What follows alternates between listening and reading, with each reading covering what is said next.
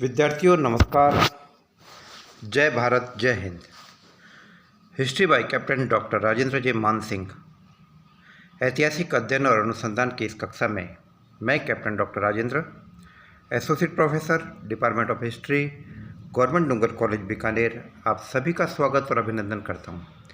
विद्यार्थियों, अध्ययन और अनुसंधान की इस कक्षा में आज मैं मुखातिब हो रहा हूँ राजकीय डूंगर महाविद्यालय बीकानेर के बीए पार्ट प्रथम के विद्यार्थियों से।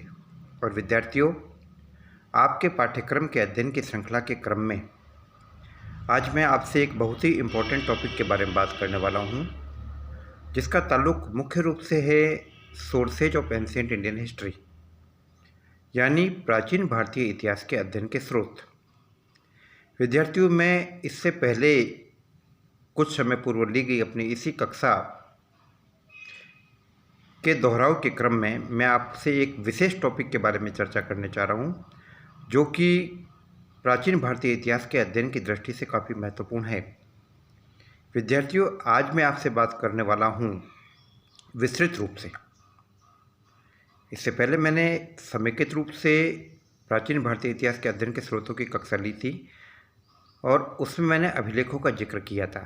लेकिन विद्यार्थियों, आज मैं आपसे एक विस्तृत चर्चा करने वाला हूं और जिसका संबंध है inscription as a source of the history, inscription as a source of ancient history of the India, यानी प्राचीन भारतीय इतिहास के अध्ययन में अभिलेख किस प्रकार से महत्वपूर्ण भूमिका निभा सकते हैं, इस बारे में आपसे चर्चा करूंगा।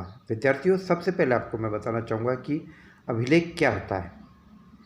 विद्यार्थियों, कोई भी ऐसा लिखित विवरण जो हमें खुदाई के रूप में मिला है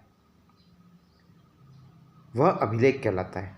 विद्यार्थियों, अगर यह विवरण हमें कॉपर प्लेट पर उत्कीर्ण है तो यह कॉपर प्लेट इंस्क्रिप्शंस यानी ताम्रपत्र अभिलेख कहलाएगा। विद्यार्थियों, यही लिखित विवरण यदि किसी गुफा की दीवार पर खुदा हुआ हमें मिलता है तो यह हमें गुफा अभिलेख के नाम से कहलाएगा। यही विवरण यदि किसी स्तंभ के ऊपर उत्कीर्ण मिलता है तो विद्यार्थियों यह स्तंभ अभिलेख कहलाएगा। चाहे गुहा अभिलेख हो, चाहे स्तंभ अभिलेख हो, चाहे चट्टानी अभिलेख हो, चाहे शिलाभिलेख हो, चाहे ताम्रपत्र पर लिखित जानकारी हो, ताम्र अभिलेख हो। विद्यार्थियों, ये सभी के सभी प्राचीन भारतीय इतिहास के अध्ययन को जानने की दृष्टि से एक अत्यंत महत्वपूर्ण और पुख्ता स्रोत है। विद्यार्थियों, ये वे स्रोत है जिनको हम मोटे तौर पे पुरातात्विक स्रोत की श्रेणी में शामिल करते हैं। और पुरातात्विक स्रोत विद्यार्थियों ऐसे स्रोत हैं जिनमें आसानी से हेर फेर, बदलाव या परिवर्तन नहीं किया जा सकता, और यदि कोई परिवर्तन किया भी गया है तो वह अलग से नज़र आ जाता है। यही कारण है कि इन स्रोतों की, अभिलेखों की प्राचीन भारतीय इतिहास के अध्ययन की दृष्टि से विश्वसनीयता साहित्यिक स्रोतों की तुलना में ज़्यादा है, ज़्यादा उपयोगी है और हम इनके ऊपर ज़्यादा बेहतरीन तरीके से यकीन कर सकते हैं। तो विद्यार्थियों, आज मैं आपसे बात करूंगा कुछ महत्वपूर्ण अभिलेखों के बारे में जो प्राचीन भारतीय इतिहास के बारे में महत्वपूर्ण जानकारी हमें दे रहे हैं। और साथ ही साथ विद्यार्थियों, मैं ये बताना चाहूँगा कि अभिलेख इतिहास को जानने का इतना महत्वपूर्ण स्रोत है कि कुछ जानकारी यदि हमारे पास अभिलेख नहीं होते तो महत्वपूर्ण जानकारी नहीं मिल पाती। जैसे कि मैं आपसे बात करना चाहूँगा कि अशोक के अभिलेखों के बारे में। विद्यार्थियों, अशोक के इतिहास के बारे में जितनी भी जानकारी हमें अधिकांश जानकारी मिल रही है उसका आधार अशोक के अभिलेख ही है। यदि ब्रिटिश इतिहासकार जेम्स प्रिंसेप ने काफ़ी मेहनत करके अथक परिश्रम उन्होंने अशोक के अभिलेखों को पढ़ने में किया, यदि उन्होंने अशोक के अभिलेखों के बारे में जानकारी हमें नहीं दी होती तो शायद हमें देवानाम पेरी प्रियदर्शी राजा अशोक के बारे में जानकारी नहीं मिलती। विद्यार्थियों, जेम्स प्रिंसेप के विवरण के आधार पर ही हम अशोक की गुत्थी को सुलझाने में कामयाब हुए और अशोक की उपलब्धियों के बारे में हमें जानकारी प्राप्त होती है। विद्यार्थियों, ठीक इसी प्रकार से 1400 ईसा पूर्व का एशिया माइनर का बोगाज कोई अभिलेख, ये एक ऐसा स्रोत है जो हमें एक महत्वपूर्ण समस्या के समाधान में जानकारी प्रदान करता है, जिससे कि हमें आर्यों की उत्पत्ति के बारे में, ओरिजिन ऑफ द आर्याज और आर्यों के मूल निवास स्थान संबंधी कई समस्याओं को समझने में मदद मिलती है। जैसा कि प्रोफेसर मैक्स मूलर की थ्योरी थी कि आर्य मध्य एशिया से निकले और उनकी शाखाएं, एक शाखा हिंदुस्तान की तरफ आई जो इंडो आर्यंस कहलाई, और दूसरी शाखा विद्यार्थियों ईरान की तरफ गई जो पर्शियन आर्य कहलाई। तो इस बात की पुष्टि हमें 1400 ईसा पूर्व के यानी आज से लगभग 3400 वर्ष पहले के एशिया माइनर के बोगाज-कोई अभिलेख से प्राप्त होती है।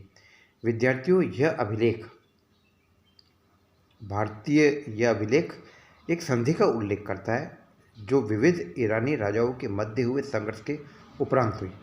और विद्यार्थियों, रोचक बात यह कि इस संघर्ष के बाद हुई संधि में जिन देवी देवताओं को साक्षी मानकर यह प्रतिज्ञा की गई कि भविष्य में शांति बनाए रखी जाएगी और संधि की शर्तों का उल्लंघन नहीं किया जाएगा। विद्यार्थियों, इंटरेस्टिंग बात यह कि इसमें नाम आ रहा इंद्र का, इसमें नाम आ रहा वरुण का, इसमें नाम आ रहा नाशत्य का, और इसमें नाम आ रहा मित्र का। तो विद्यार्थियों, जिन देवी देवताओं का उल्लेख ईरानी राजा अपने संधि पत्र में कर रहे, वही देवी देवताओं का उल्लेख ऋग्वेद में भी मिल रहा है। तो कहने का मतलब ये है कि 1400 ईसा पूर्व का यह एशिया माइनर में मिला हुआ बोगाज-कोई अभिलेख हमें प्राचीन भारतीय आर्य राजाओं और ईरानी राजाओं के बीच में एक लिंक प्रदान करता है, एक संबंध होने की पुष्टि प्रदान करता है। तो कहने का मतलब ये है कि अभिलेख ये इतनी महत्वपूर्ण जानकारी दे रहा है। इसके बाद मैंने आपसे बात की अशोक के अभिलेखों के बारे में। विद्यार्थियों, अशोक के अभिलेख प्राचीन भारतीय इतिहास के महत्वपूर्ण अभिलेखों की श्रेणी में शुमार किए जाते हैं। इन अभिलेखों से हमें अशोक के व्यक्तित्व और कृतित्व के विविध पहलुओं के बारे में जानकारी मिलती है। साथ ही साथ हमें यह भी पता पड़ता है कि अशोक मनुष्यों के कल्याण के साथ साथ पशु पक्षियों के कल्याण के लिए भी काफ़ी जागरूकता अपने अभिलेखों में वो ये कह रहा है कि मैंने मनुष्यों के लिए तो औषधियाँ मंगाई है, साथ ही साथ पशु पक्षियों के लिए औषधियाँ मंगाई है। अपने अभिलेखों में अशोक अपनी प्रजा के कल्याण के प्रति काफ़ी जागरूक दिखाई देता है और वह कहता है अपने धर्म महामात्रों के बारे में कि मैंने अपने प्रजा के भौतिक और आध्यात्मिक कल्याण के लिए, अहलौकिक और पारलौकिक कल्याण के लिए धर्म महामात्रों की नियुक्ति कर रखी है। और यह धर्म महामात्र अपने काम में इतने निपुण हैं कि मैं इनके बारे में कह सकता हूँ कि जिस प्रकार से एक माँ अपने बच्चे को कुशल धाय के हाथ में सौंप कर निश्चिंत हो जाती है कि यह धाय उसके बच्चों का अच्छी तरीके से पालन पोषण करेगी, ठीक उसी प्रकार से मैं भी अपनी प्रजा के बारे में निश्चिंत हूँ कि मेरी प्रजा के भौतिक और आध्यात्मिक कल्याण के लिए हम मेरे धर्म महामात्र काफ़ी अच्छी तरीके से काम कर रहे हैं। इसी प्रकार से विद्यार्थियों, अशोक अपने 13वें शिलालेख में कलिंग युद्ध के बारे में जानकारी मिल रही है।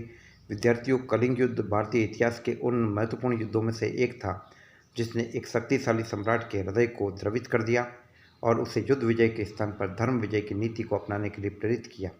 वह चंडाशोक के स्थान पर धर्माशोक बन गया।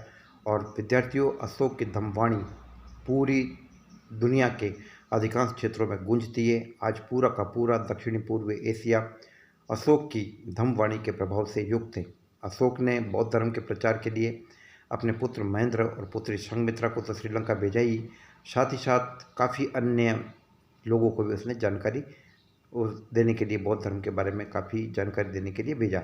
तो कहने का मतलब ये है कि विद्यार्थियों, अशोक के अभिलेख अशोक के जहाँ धर्म संबंधी विचारों पर जानकारी देते ही है, उसके नीति संबंधी नियमों को प्रतिपादित करते, साथ ही साथ अशोक के व्यक्तिगत रूप से बौद्ध होने का भी उल्लेख करते हैं। जैसा कि लुम्बिनी अभिलेख से जानकारी मिलती है कि अशोक ने लुम्बिनी ग्रामवासियों पर होने वाले कर की मात्रा को कम कर दिया था क्योंकि भगवान बुद्ध का जन्म वहीं पर हुआ था। इसी प्रकार से अशोक अपने बाबरू अभिलेख में, अपने विराटनगर अभिलेख में बौद्ध धर्म के त्रिरत्नों के प्रति, धम्म, संघ और बुद्ध के प्रति आस्था प्रकट करता है। साथ ही साथ सारनाथ अभिलेख में वह बौद्ध धर्म में होने वाले पतन को लेकर काफ़ी चिंतित है और वो ये कहता है कि यदि कोई भिक्षु बौद्ध धर्म के नियमों को नहीं मानता या फूट डालने की कोशिश करता है तो उसे श्वेत वस्त्र पहनाकर ऐसी जगह बैठा दिया जाए जो भिक्षुओं के लिए उचित नहीं है। तो कहने का मतलब ये है कि अभिलेख, inscription as a source of history, अभिलेख अशोक के इतिहास के बारे में काफ़ी महत्वपूर्ण जानकारी प्रदान कर रहे हैं। आगे की कक्षा में विद्यार्थियों, मैं अभिलेखों के बारे में आपको और भी जानकारी दूंगा। जय भारत, जय हिंद।